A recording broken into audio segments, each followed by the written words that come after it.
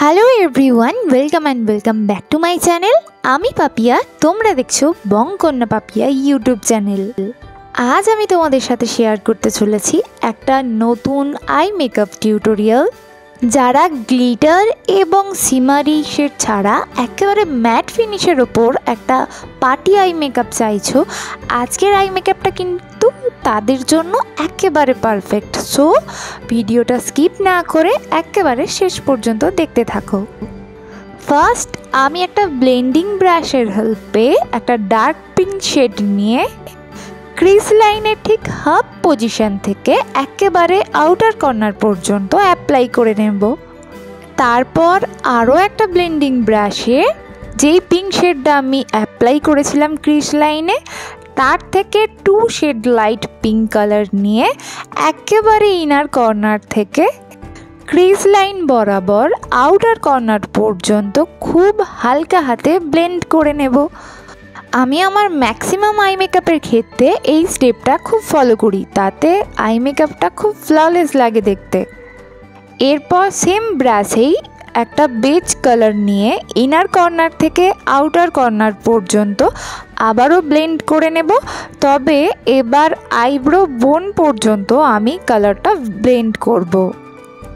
আর যতবারই আমরা colour apply করব, ব্রাশটা একটু ডাস্ট অফ করে নেব, মানে আই শ্যাডোটা একটু ঝেড়ে নেব, যাতে আই মেকআপটা বেশি ফ্ললেস লাগে।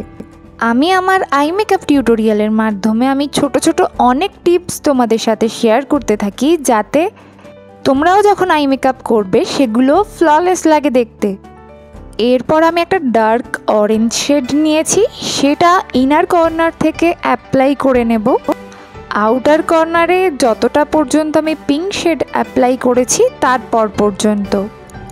আজকের আই মেকআপটা খুবই ইজি, কোনো কনসিলার বা কোনো হাইলাইটার আমি এখানে ইউজ করব না। আবারও একটা ব্লেন্ডিং ব্রাশের হেল্পে আমি একটা পার্পল শেড নিয়ে আউটার কর্নার থেকে আস্তে আস্তে ব্লেন্ড করব। এর ফলে পিঙ্ক এবং অরেঞ্জ যেই কালার দুটো আমি পরপর অ্যাপ্লাই করেছিলাম, যেটা তোমরা বাঁ দিকের চোখটায় দেখতে পাচ্ছ, সেটা খুব ভালোভাবে ব্লেন্ড হয়ে যাবে। আর আমি সবসময় বলি, দুটো কালার যখন অ্যাপ্লাই করবে অবশ্যই একটু স্মাচ করার চেষ্টা করবে, যাতে লাইন দুটো ভালোভাবে বোঝা না যায়। এতে আই মেকআপটা অনেকটা ফ্ললেস এবং ফিনিশিংটা অনেক সুন্দর লাগে দেখতে।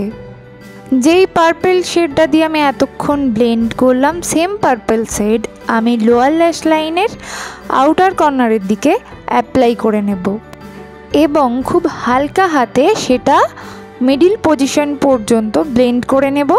এবার আরও একটা ব্লেন্ডিং ব্রাশে যেই অরেঞ্জ কালারটা আমি ইনার কর্নারে অ্যাপ্লাই করেছিলাম আপার লিডে, সেই কালারটা দিয়েই লোয়ার ল্যাশ লাইনেও একেবারে আউটার কর্নার থেকে ইনার কর্নার পর্যন্ত ভালো করে ব্লেন্ড করে নেব।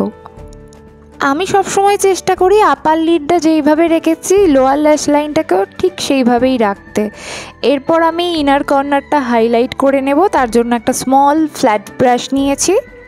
ফার্স্ট আমি হাইলাইটারটা ইনার কর্নারে ড্যাপ করে লোয়ার ল্যাশ লাইনের দিকে একটু স্মাচ করে নেব। এবার আইব্রো বোনটাকেও হাইলাইট করে নেব সেম ব্রাশ দিয়ে। ভিডিওতে হয়তো খুব একটা ভালো বোঝা যাচ্ছে না, তবে আইব্রো বোনটা সবসময় হাইলাইট করার চেষ্টা করবে। যেহেতু আজকের আই মেকআপটা একটু হালকা রাখার চেষ্টা করেছি, তাই লাইনারটাও আমি একটু হালকা করেই অ্যাপ্লাই করেছি, একদম সরু করে দেখতে পাচ্ছ। আর লাইনারটা আমি অফ ক্যামেরাতেই অ্যাপ্লাই করে নিই। এরপর আমি ল্যাশ অ্যাপ্লাই করে নিয়েছি, আর এটা হচ্ছে ফাইনাল লুক। তোমরা এই আই মেকআপটা off white, pink, orange, pastel green, pastel peach এই সমস্ত কালার ড্রেসের সাথে ক্যারি করতে পারো, কিংবা কোনো কন্ট্রাস্ট ড্রেসের সাথেও ক্যারি করতে পারো। খুব ভালোভাবে যাবে এই আই মেকআপটা। আর যারা বিগিনার মেকআপ আর্টিস্ট, তারাও এই ধরনের আই মেকআপ তোমাদের ক্লায়েন্টের ওপর করতে পারো। তো চলো আজকের ভিডিওটা তাহলে এখানেই এন্ড করছি। তোমরা আমাকে জানিও আমার আই মেকআপের টিউটোরিয়ালগুলো তোমাদের কেমন লাগে। যদি ভালো লাগে লাইক এবং শেয়ার করতে ভুলো না। আর এখনও পর্যন্ত যারা আমার চ্যানেলটিকে সাবস্ক্রাইব করোনি, প্লিজ সাবস্ক্রাইব ফর মোর। তো চলো আজকের মতোই এইটুকুই, দেখা হচ্ছে নেক্সট কয়েকটা ভিডিও। টাটা।